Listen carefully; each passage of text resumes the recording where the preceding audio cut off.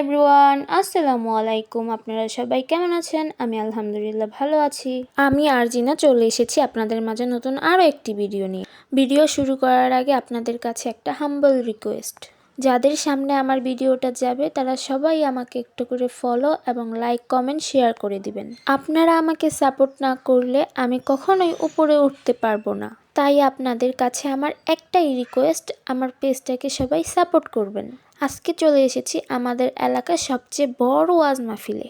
ওয়াজ মাহফিলটি অনুষ্ঠিত হয়েছে দারুল উলুম মাবিয়া ইসলামিয়া মাদ্রাসা ও এতিমখানা। ওয়াজ মাহফিলে এসেছিলেন আল্লামা মুফতি নজরুল ইসলাম কাশিমি, এছাড়াও আরও অনেকে।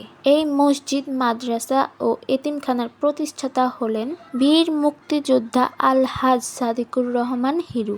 প্রত্যেক বছরই অনেক বড় আয়োজন নিয়ে অনুষ্ঠিত হয় একটি করে ওয়াজ মাহফিল আমাদের এই মাদ্রাসায়। এবারও তার ব্যতিক্রম হয়নি। এবারের এই ওয়াজ মাহফিলে তিনটি গরু দিয়ে অনেক পাতিলে বিরিয়ানি রান্নার আয়োজনও করা হয়েছিল। যেদিন আমাদের এলাকা ওয়াজ মাহফিল অনুষ্ঠিত হয় সেদিন সব বাচ্চাদের মনে হয় নতুন করে একটি ঈদের দিন। ওয়াজ মাহফিলের আশেপাশে বসে অনেক দোকান, খাবারের দোকান, খেলনার দোকান, কসমেটিক্সের দোকান, হাদিসের বই, তসবি, আতরের দোকান, হুজুরদের টুপি বিক্রির দোকান।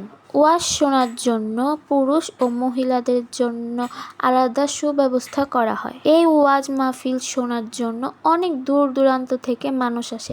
কেউ আসে খেতে, কেউ আসে ওয়াজ শুনতে। ওয়াজ মাহফিলটি খুব সুন্দরভাবে অনুষ্ঠিত হয়েছিল এবং শেষও হয়েছিল। মাহফিল শেষে কিছু ছেলে গ্যাঞ্জাম করে প্রায় 150 লোকের তবারক ঢেলাঢেলি করে নষ্ট করেছিল। আজকে এই পর্যন্তই। আল্লাহ হাফেজ।